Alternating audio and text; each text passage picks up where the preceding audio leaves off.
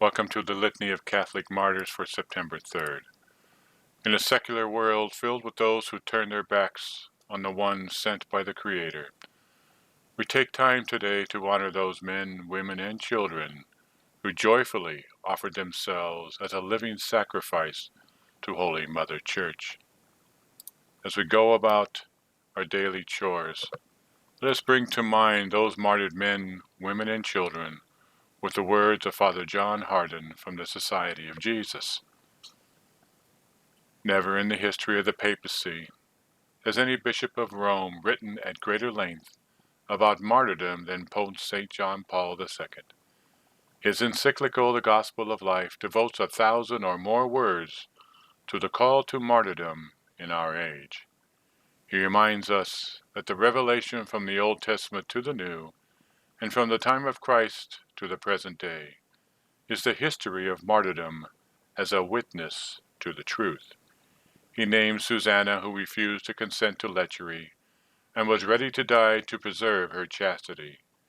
He spoke of John the Baptist, who was beheaded by King Herod, because he condemned the adulterous marriage of the king. But he especially identifies Jesus Christ as the King of martyrs, who died on the cross as a witness to the truth, which he was sent to proclaim to the world. So the history of courageous practice and profession of the truth has gone on for 20 centuries of Christianity. We commonly speak of the first 300 years of the Christian era as the age of martyrs. Certainly tens of thousands of believing Christians laid down their lives rather than compromise their Christian faith and morality to the pagan culture in which they lived. Every single pope up to the 4th century died a martyr's death.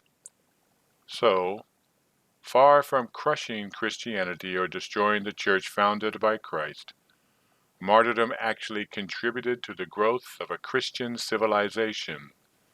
The phrase sanguis martyrum est semen Christianorum, the blood of martyrs is the seed of Christians, was not a pious aphorism. It was a literal fact of history. The more blood was shed by Christians in dying for their faith, the more Christianity expanded throughout what had been a pagan world. So in union with these wonderful thoughts, we today remember these men, women, and children. As always, please remember to pray for those who had loved ones who were martyred on Easter Sunday in Sri Lanka. At Rome, Saint Serapia, virgin, under the Emperor Adrian, she was delivered to 2 lascivious young men, and as she could not be corrupted, nor afterwards burned with lighted torches, she was beaten with rods and finally beheaded by order of the judge Berellus. She died on the 29th of July and was buried by Blessed Sabina in her own sepulchre near the field of Endicion. But the commemoration of her martyrdom is celebrated more solemnly on this day, when their common tomb was finished and adorned and dedicated as a place of prayer. At Corinth, the birthday of Saint Phoebe, mentioned by the blessed Apostle Paul in his epistle to the Romans. At Aquileia, the holy virgins and martyrs Euphemia, Dorothea, Theccia, and Erasma, under Nero, after enduring many torments, they were slain with the sword and buried by Saint Hermagoras. At Capua, the holy martyrs Aristeus, bishop, and Antoninus, a small boy. At Nicomedia, the martyrdom of Saint Basilissa, virgin and martyr, in the persecution of Diocletian under the governor Alexander. At the age of 9 years, after having, through the power of God, overcome scourging, fire, and the beasts. This is a 9-year-old little girl. At the age of 9 years, after having, through the power of God, overcome scourging, fire, and the beasts, she gave up her soul to her Creator in prayer. Also the holy martyrs Zeno and Chariton, Sheritan. The one was cast into a cauldron of melted lead, and the other into a burning furnace. That was bad. At Cordoba, St. Sandalas martyr, the same day the birthday of the holy martyrs Aigulfus, abbot of Lorenz, and the monks, and all the monks there, his companions, who after their tongues were cut off and their eyes plucked out, were killed with the sword.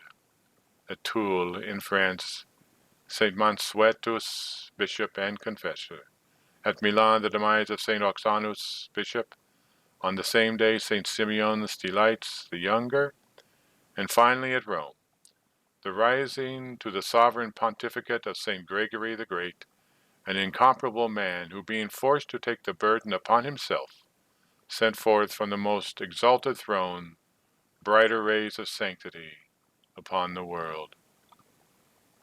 As we go through our day today, let us remember these men, women, and children who offered their souls, their bodies, as a living and joyful sacrifice to Holy Catholic Church. And through them the Church grows. As the martyrs go, so goes the Church. God bless you all for listening. Have a good day. Remember the martyrs.